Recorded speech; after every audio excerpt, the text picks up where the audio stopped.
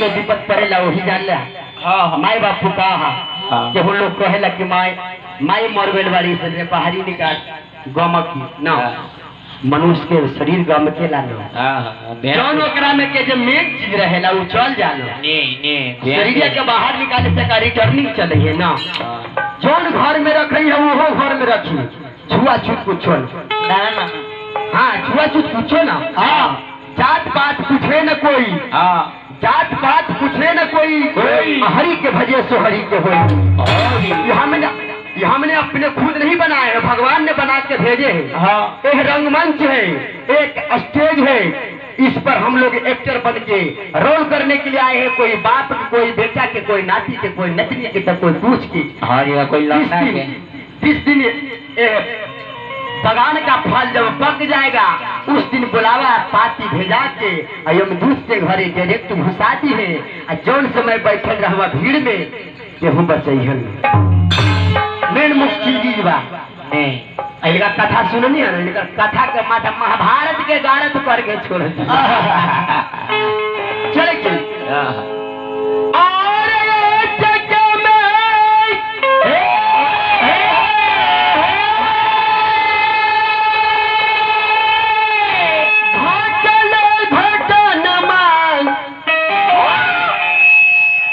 बाबूजी सपना भाई लगे राम आचके में घाटल घाटा न मांग आचके में घाटल घाटा न मांग बाबूजी सपना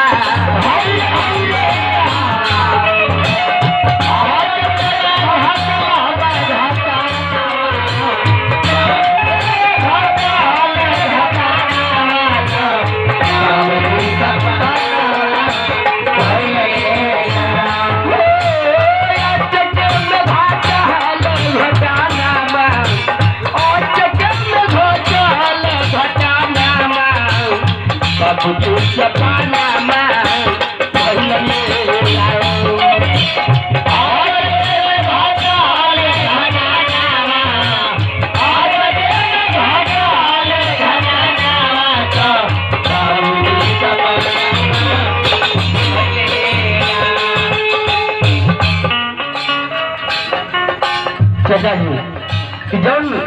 आज रोजा बैठल वाली कुछ दिन समय में आ जाई लास्ट समय में अगर बेटा बेटी चाहे पोता पोती के खोज पैबा अवसर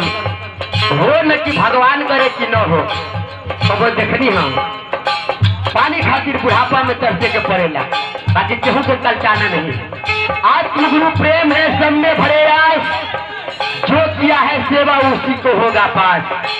तो धर्म काटा तो सबको चौलाइएगा कहे के भालगल का 2020 रहे की नाम एक तारीख रहे पाता मामा ही नामा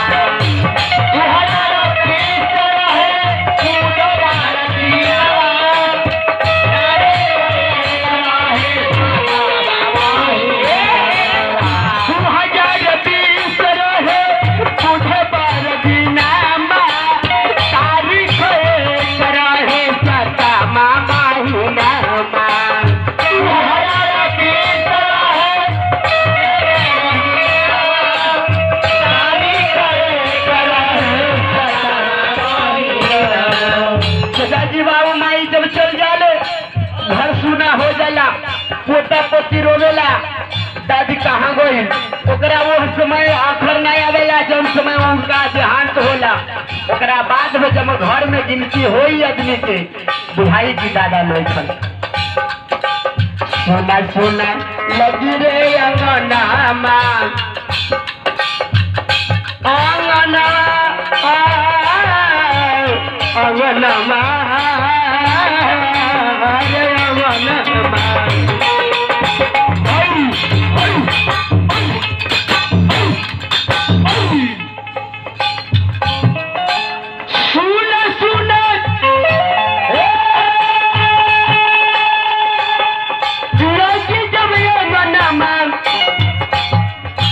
बाबूजी सपनमा भइल बेरा अचके में घाटल घटनामा अचके में घाटल घटनामा बाबू सपनमा भइल बेरा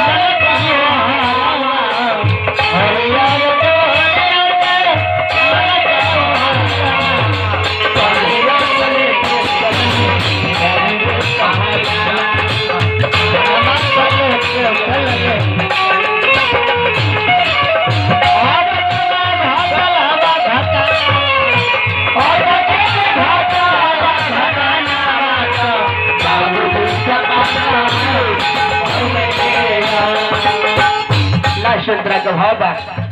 कहे के भाव बाबा सोनायल सरते ही अम्मा दिन मिल गई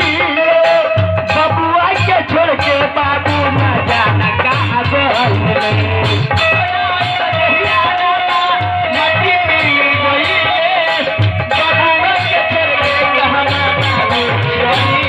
सोना के संदेही अम्मा बबुआ के छोरी बाबू कहाँ चली गई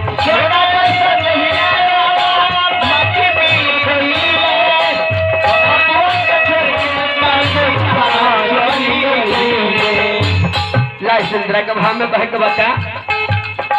कहला न बिना न चौहाना मां कहला न बिना न चौहाना मां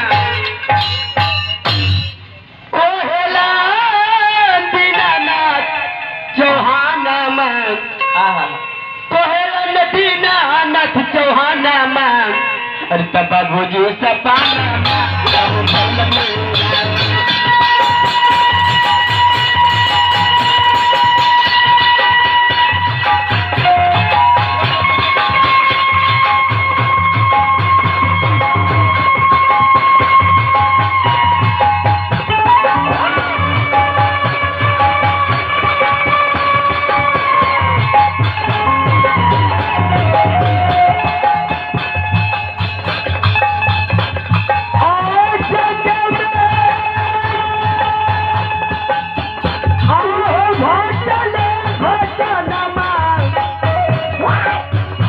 बाबूजी सपना भइल बेरा अचके में घाटा पट घटना